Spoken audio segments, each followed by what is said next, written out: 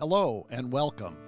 I'm Roger Ream, and this is the Liberty and Leadership Podcast, a conversation with TFAS alumni, supporters, faculty, and friends who are making a real impact in public policy, business, philanthropy, law, and journalism. Today I'm recording from the TFAS annual conference in Amelia Island, Florida. My guest is Mitch Daniels, Trustee Emeritus at the Fund for American Studies and the former governor of Indiana. He also just retired earlier this year as president of Purdue University. Mitch is a role model in politics and higher education. We're going to hear from him about his political career and his service as Purdue's president for 10 years. Mitch, congratulations on your retirement, and thanks for taking time to join us at this conference and to chat with me today. I'm resisting using the term. I'm saying a step down from the job. Not sure what's next, but may not be what people think of as retirement. We'll see.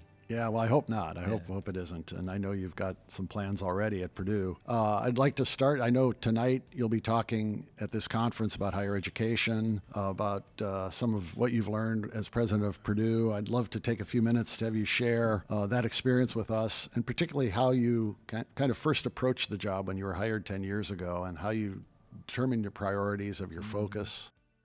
The answer to that, how I approached it, is cautiously. Yeah.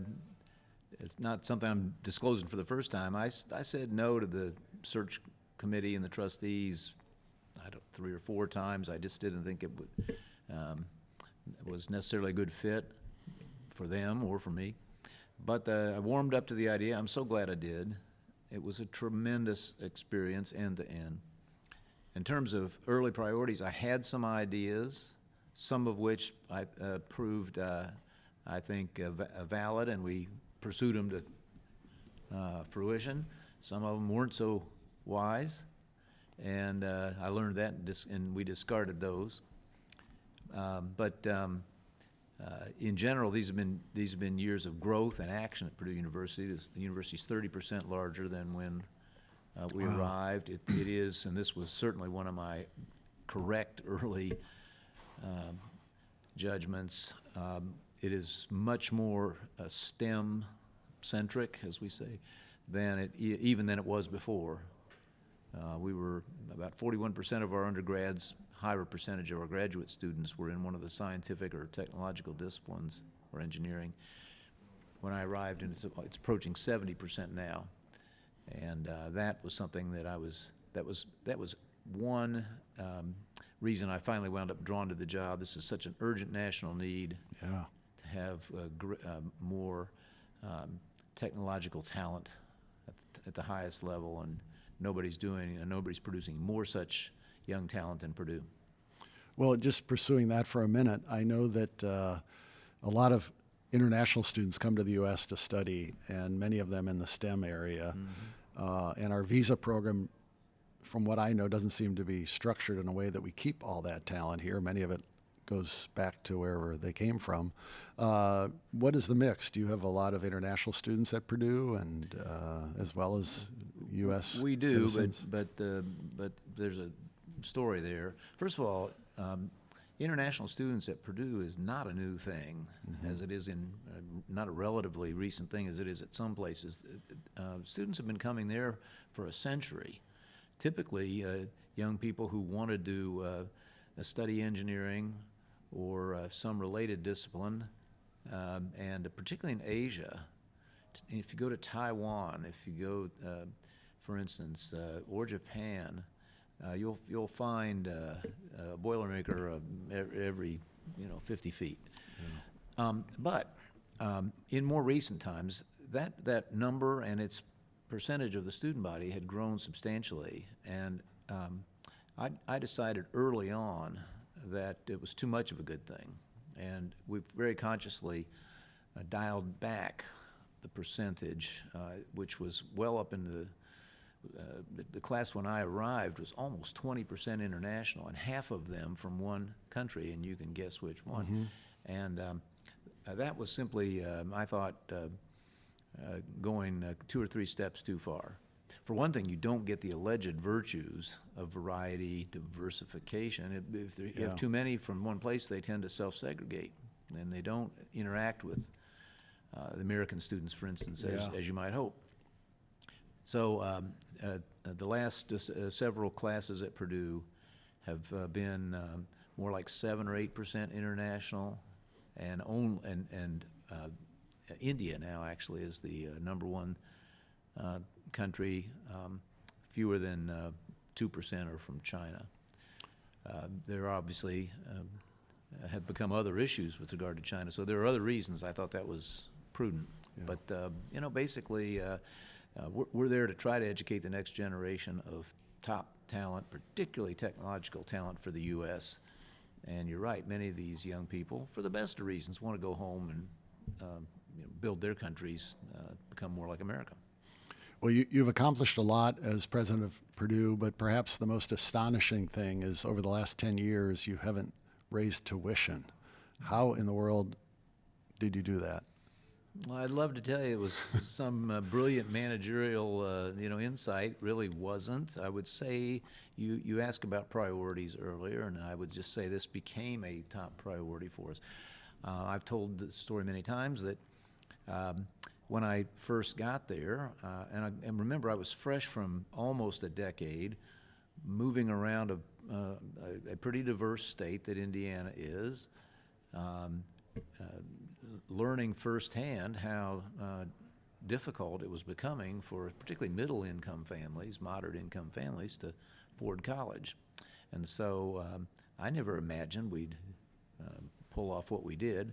I just wanted to have a one-year timeout, hit the pause button for 1 year. It had been 36 straight years of increases, which is true at almost every other school that you can name. And but it turned out it wasn't that difficult to do. Not surprisingly, it was well received.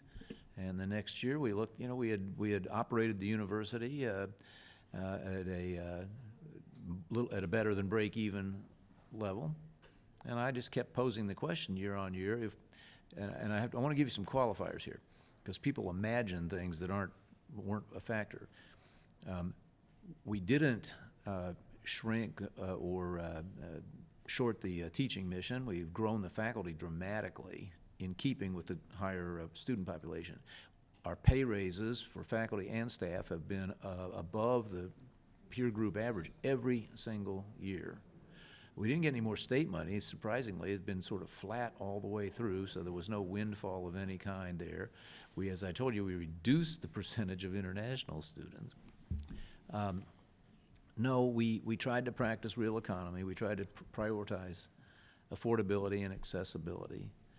And it just developed some momentum. A huge factor, honestly, was that in one of those virtuous cycles people talk about, a reputation for affordability, we know, was one factor, not the only one, in attracting more students. And as I mentioned earlier, we have something like 30% more students than we did. That's one way you keep the price down for everybody.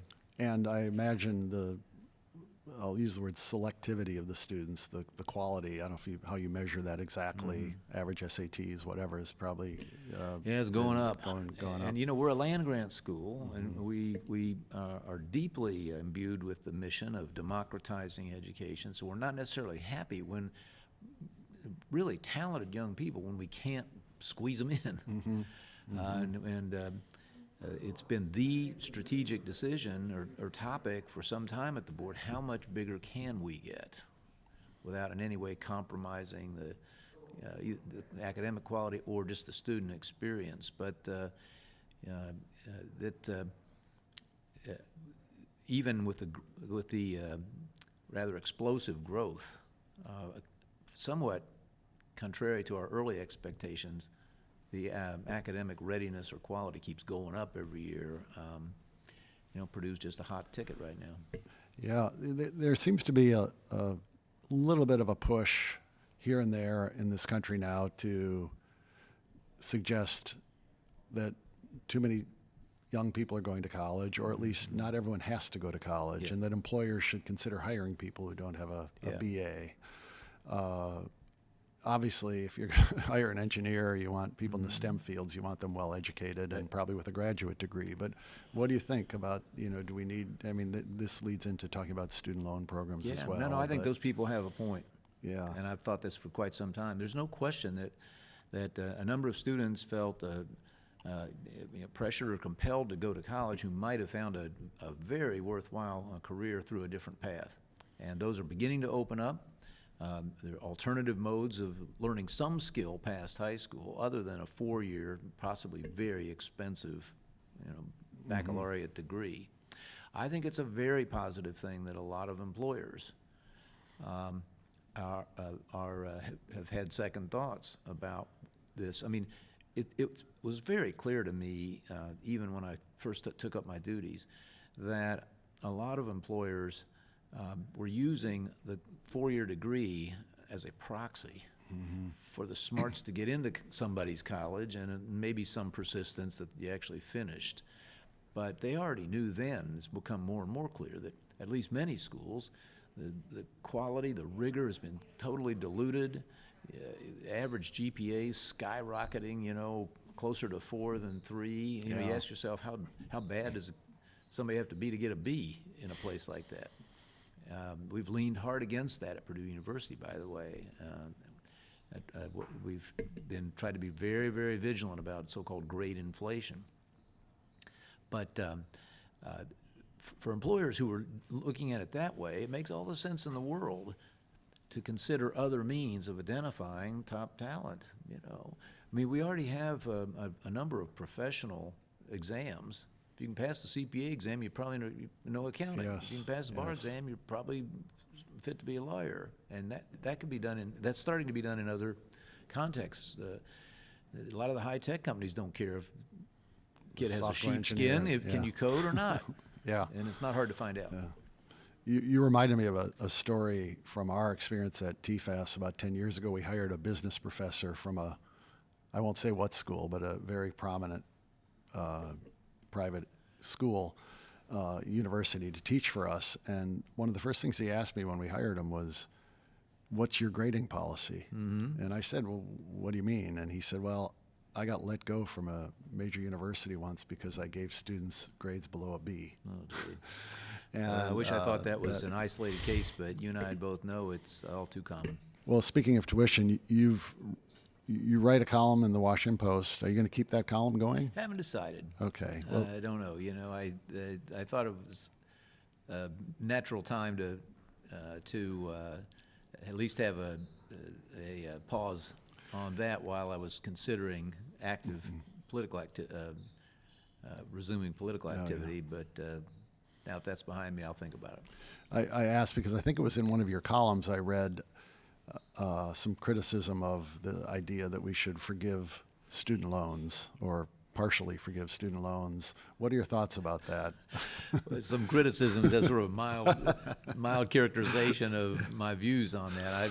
I do believe it is one of the worst policy suggestions in memory for a variety of reasons, and I tried to spell them out there. But one being the Constitution, I think. Well, yeah, that little matter of the Constitution and who's supposed to have the power of the purse, that's absolutely a big one. I think some of the others are equally obvious that it's first of all, it's inequitable. There's no way they can do this that won't advantage wealthier students and students who are destined to be much wealthier too. Imagine, two young lawyers, let's say, who are about to go earn huge six-figure incomes as a couple, getting forgiven their loan. It's inequitable in that way. It's grossly unfair to those who worked hard and lived up to their obligations and paid it back. 99+% of Purdue graduates who take out a student loan pay it back. Wow, I'm not sure how we're supposed to tell them, too bad, suckers, your timing was off. No, just the moral lesson that it would teach about living up to one's obligations, the fiscal impact of another several $100 billion note the irony that these young people, some are clamoring, to be excused from an obligation they took on knowingly and willingly. If they're lucky enough that happens, those same young people are going to get the bill eventually, because the government doesn't have this money. It will borrow more and hand them the charges. So for all those reasons, any one of those reasons, I think would be sufficient to say it's a bad idea. You put them all together, and as I say, I'm hard put to name an idea that I've thought less of. Yeah, and you've, in your service in Washington, in the administration as the budget director, you came face to face with the serious financial issues that we face in this country, not only annual deficits, which have ballooned tremendously since that time, but with the continued accumulation of national debt that exceeds $31 trillion now, and the unfunded liabilities, and this just adds to it. It's not like we have a lot of money sitting around from surpluses we built up that we can do this. But what do you think it is? How are we ever going to get a handle on federal spending and borrowing and this debt, or will we? Well, apparently, the machine will have to go tilt. One could have hoped, I've hoped for a very long time, that we would pass this test of democracy as a people. We would be willing to, a majority of Americans could be successfully appealed to think more about the future than the present, think about their children, and the intergenerational unfairness of what we're doing. It's not as though we're borrowing this money and investing it in something that will pay off down the line. We're borrowing all this money and spending it on ourselves today. Right. And so I'm afraid we'll have to have a reality, the cold smack of reality, when it's finally not just a projection, but that the day in which we cannot meet our safety net obligations arrives. Roger, that's all incredibly worrisome as a matter of federal finances, as a matter of the economy, what all that borrowing will do when it goes for that purpose as opposed to economic growth and building opportunity. But I worry at least as much about the sense of betrayal that's going to happen when people are suddenly told that these benefits can't be delivered at the level they were promised, and or that somebody's taxes are going to have to go up massively to try to keep up with those promises. If you think we have problems of social division today, imagine that scenario. And so I continue to harbor the hope that since there's really no debate about any of this, it's not a matter of computer models or competing philosophical views. This is arithmetic. Yeah. And so I see stirrings of interest in Washington. I hope they become something much bigger. Yeah, I saw the graph just the other day of what interest on the debt is doing as a percentage of the budget. Yeah, well, as Professor Friedman and others taught us a long time ago, governments that do what too many governments do, this is, debt, by the way, is what brought down empires of the past, usually before some military conqueror did. And there are three things that governments do as they become more and more desperate. They can inflate their way out. They can default, or they can repress their way out. And that's what we've been doing most recently. You just shaft the savers with absurdly low, below inflation interest rates, and hope they don't notice. And so the federal government's been getting by with low interest payments, even as it keeps stacking up principal. But that's starting to end because you were getting the inflation that is so destructive of free institutions. So there's a little more, I think, reality beginning to intrude, but none too soon. Yeah, I carry in my briefcase a 10 trillion note from Zimbabwe. Yeah.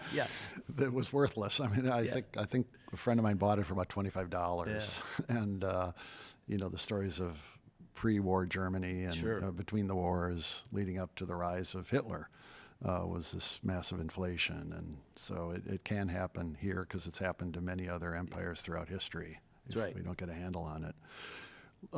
Returning to a brighter subject, back to Purdue for a minute. It's been an amazing school. It's produced great STEM majors, people for the space program. Talk a little bit about that, your connection to this space exploration, what has That's happened one of the at fun Purdue. things about working there. We didn't. Our 26th NASA astronaut was just qualified, a young woman.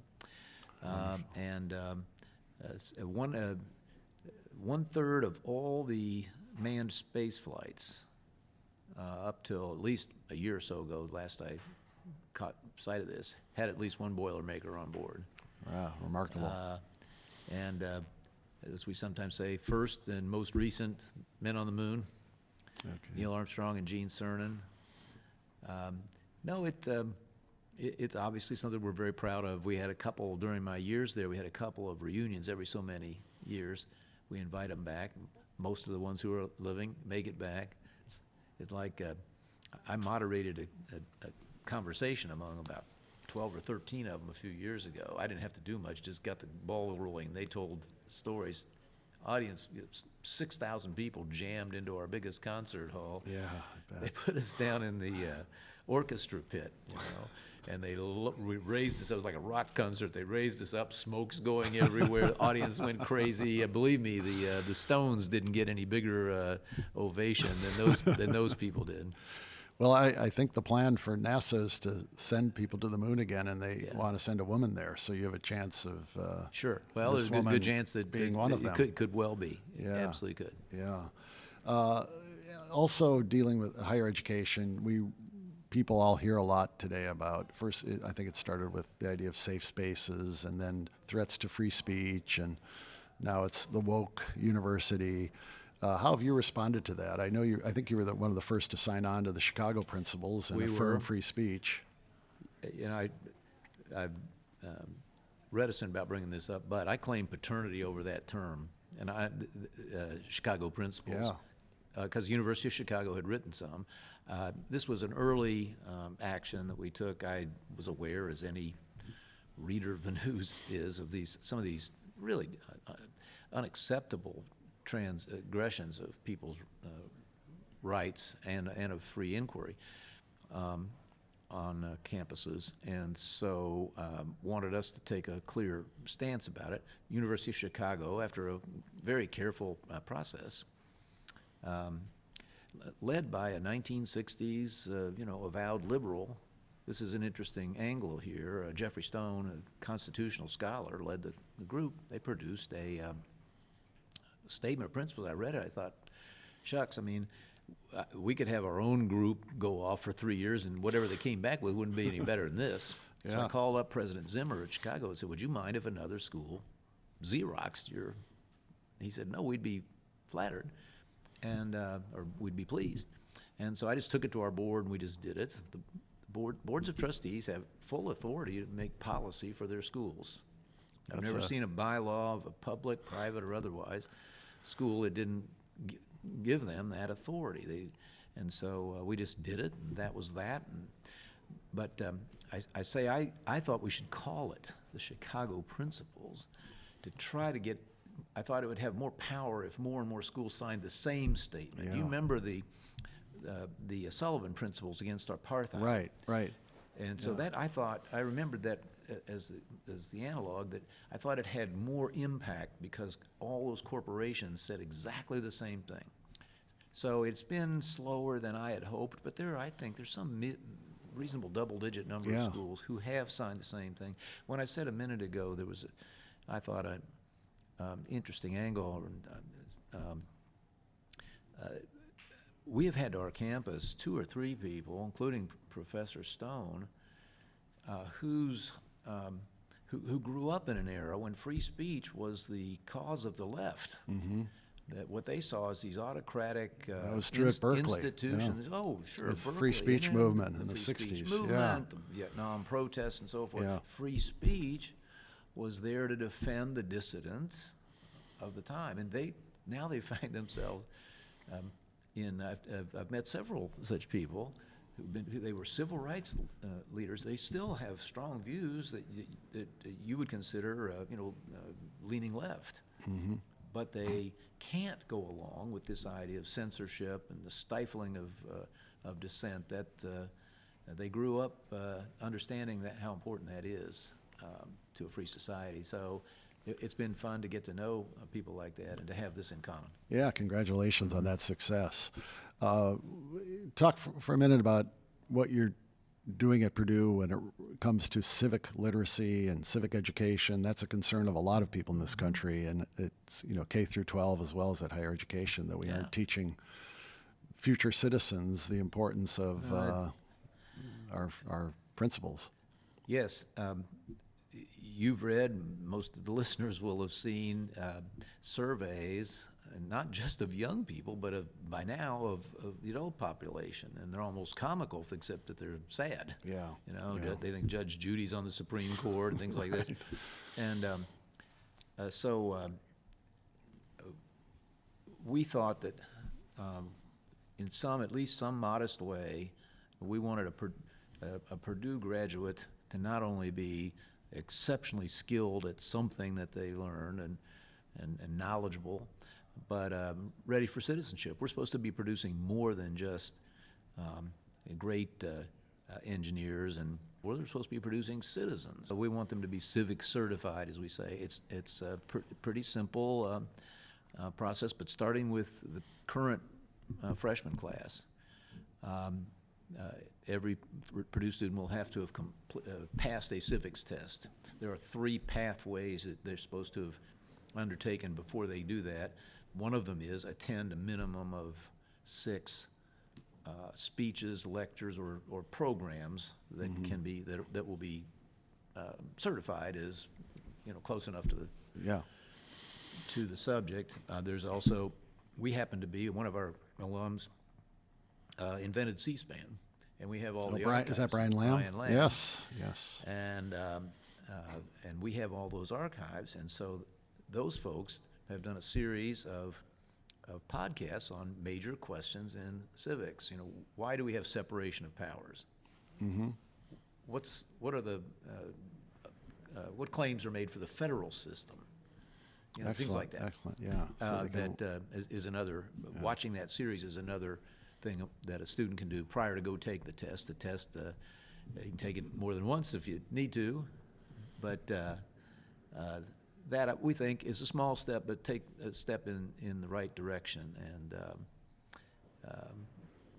so far so good. Well, that I will call the Purdue approach, and hopefully other schools will sign on to the Purdue approach. We've had a lot of folks come look at what we're doing, and I do hope that idea spreads. Certainly the concern about civic illiteracy goes across almost the entire spectrum. I mean, there's we all know there's a segment of people who would be happy to miseducate young people, not just leave them uneducated or poorly educated, but mistaught. But leaving them aside, most people, I think, find the current state of understanding of our free institutions inadequate.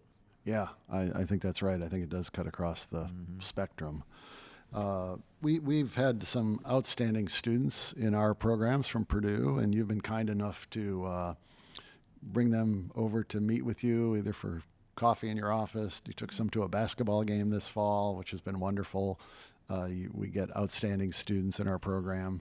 Since many of our young alumni listen to this, I wanted to ask you something that stemmed from hearing you at a program at the American Enterprise Institute a few months ago, when you responded to a question by saying you never really had a plan for this is where I want to go next in my life, this is what I want to. You kind of took opportunities as they came along, and of course performed superbly, and more opportunities came. But what advice do you give to students at Purdue who are trying to figure out what to do in their lives? And I encourage them to have maybe a clearer idea than I did.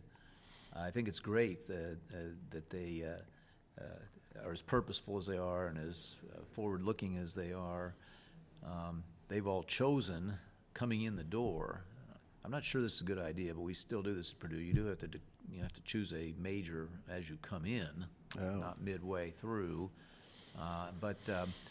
So they have some idea, and obviously we encourage that and try to prepare them as well as we can for whatever that field might be. But I do tell them all the time, stay light on your feet, stay open to possibilities.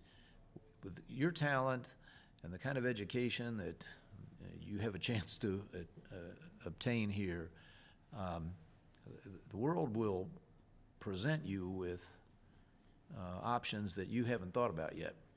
And I'm never encouraging people to be impulsive about that, but just to recognize that they're going to come and be ready to examine them openly when they do. And I can testify that things you never expected, like the chance to work at Purdue University, were the most fulfilling roles that ever came my way. Well, when we were talking before about the financial situation of our federal government and of our country, it's easy to conclude that things look grim on that front, but I suspect you aren't a pessimist about the future. How would you tag yourself in terms of whether you're an optimist or a pessimist? I sometimes say I'm obstinately optimistic. I can give you all the reasons not to be. And we shouldn't be blind to this.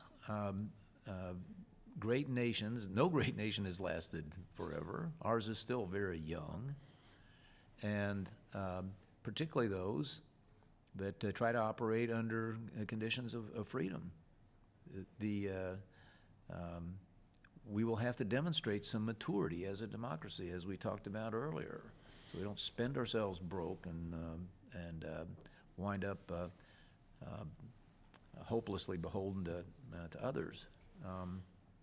But no, I mean, we still have an asset that at least the visible would-be competitors don't, and that is the spontaneity that open institutions afford to people economically in terms of innovation, and for the political systems, which go through cycles of difficulty and paralysis and acrimony, and we're in one, but we've been there before, and our system has the chance to adapt.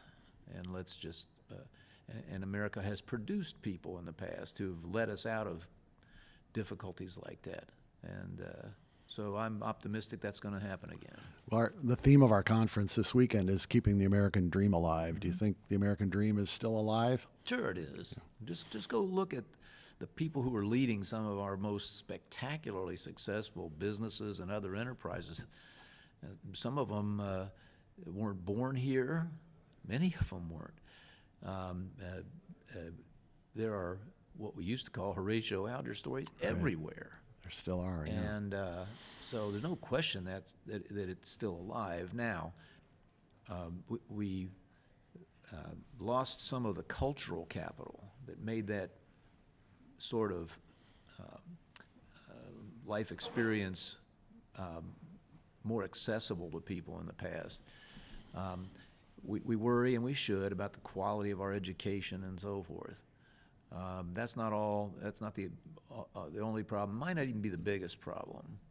And so we have to renew a spirit of hard work, personal responsibility, these things which were once stronger norms in society than they have been recently. People who have that approach to life, to work and to life in society, can succeed today. There's no question they can succeed, even if they weren't fortunate enough to have a great education or some material head start.